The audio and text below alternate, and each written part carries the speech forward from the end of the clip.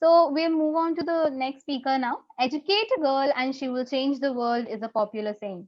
Women are conservers of all life, and that is pure. They are life givers, and then therefore they're the prime engineers of an able society.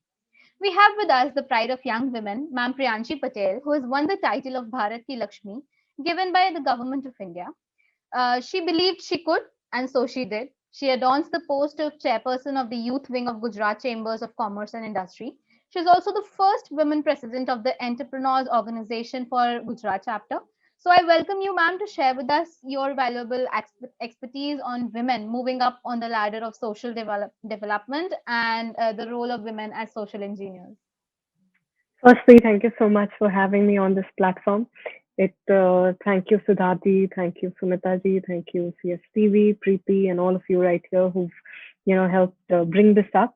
It is a wonderful platform to exchange and share ideas on this beautiful day. So happy Women's Day to all the beautiful women right here. May we take on the world very soon. A little about, women and social engineering. Um, as a part of our foundation karma right here, we've gone on to do various social experiments in order to see how we can solve the problems of today in an innovative way, but along with it ensuring that we're doing long run sustainable solutions. So whatever we do, we do not want to do for a very short term or for profits or for alternate reasons. So the kind of leadership that we wanted right here was coming more from kindness, for compassion, to ensure that we along with getting developed, we're also making the world a better place. And who better to do it than women? So we started one of its kind sanitary pad manufacturing unit at the Sabarmati jail. So this was going to be a unit that the women inmates in Sabarmati jail were going to make, and they would be given to underprivileged girls in schools and rural setup. At that time, there's been not too many sectors within the Indian jail system wherein women were getting employed. They were doing basic weaving and stitching, but not a specific industry was set up for them.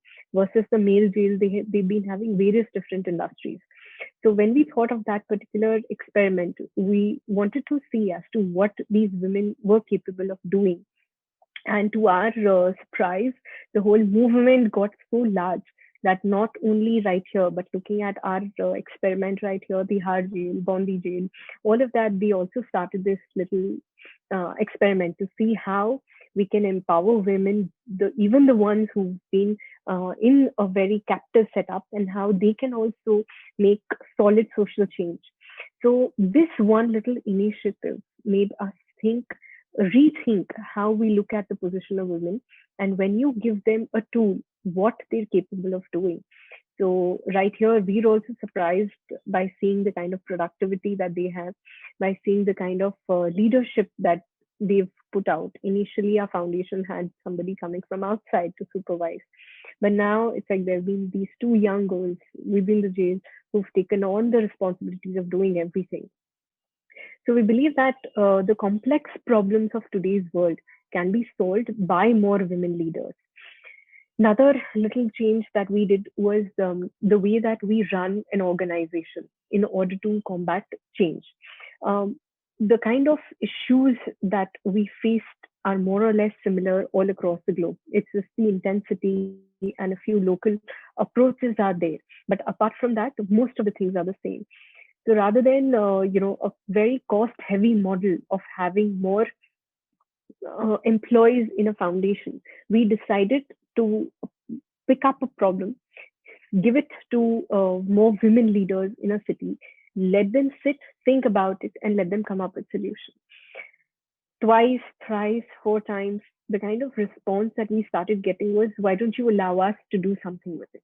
We're going to try and solve a complex problem. For example, how to provide a good nourishment to street children, or how do you inspire those kids to study, or how do you get more women entrepreneurship in rural areas, which are not just handicrafts, but they are like real tech businesses, or real industry setup that can be run from village setup." So when we were trying to solve all of those issues, what we did was we allowed these women in villages, in cities, to form their own little groups and to go out and to try different ways of solving them. So, what has happened in these little initiatives and these little experiments is um, the kind of solutions that not just here, which were happening or the world had been doing, these women have come up with groundbreaking ideas, which were innovative, which were creative, and which we know for sure will get the best impact. Most of the foundations, most of these kind of work and these kind of challenges are addressed at minimum 30 to 40% admin cost. Right now, I'd be happy to say that giving power to these women have gotten us results of less than 7 to 8% is our admin cost, because they've found new solutions to tackle these problems. So we believe that the Oh way shit, that this is Priyanshi that Patel. women so the way that we've looked at women handling different portfolios in their life, we believe that when you give them the right resources, the freedom, and the ability to do whatever they want, however they want, we feel that they have the resources, the skills to change things on a very, very large scale. So that has been my experience working with women and getting change done all across Gujarat. Thank you. We thank you, madam, for your good speech that made our evening a good one. I would like Anushka to say a few words if she prefers. I'm very intrigued by ma'am's experience actually.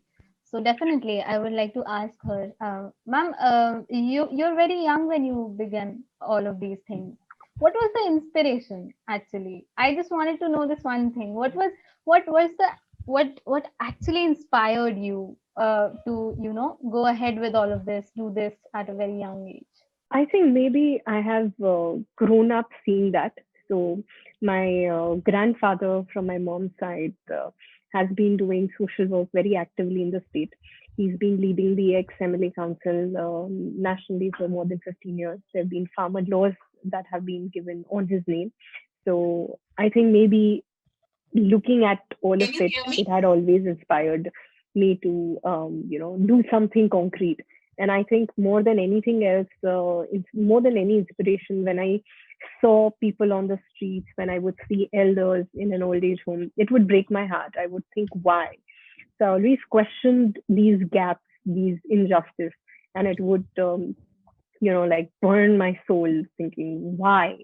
So I felt that, things, they do not need to be a certain way, and there's always a choice to make things better.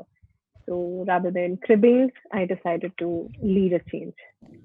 Right. That's what I've learned from the panel today. That instead of waiting for others to change the world or waiting for others to change the society, you become the harbinger of the change and you become the leader of, a revolution. Social and silent, but revolution. Thank you so much, ma'am. Thank you for coming. Thank you for telling us. It was a wonderful speech, and your experience has been so, I don't know, mind boggling to me personally, because of various reasons that I would rather tell somewhere some other time. But definitely, thank you so much for coming. Thank you for gracing up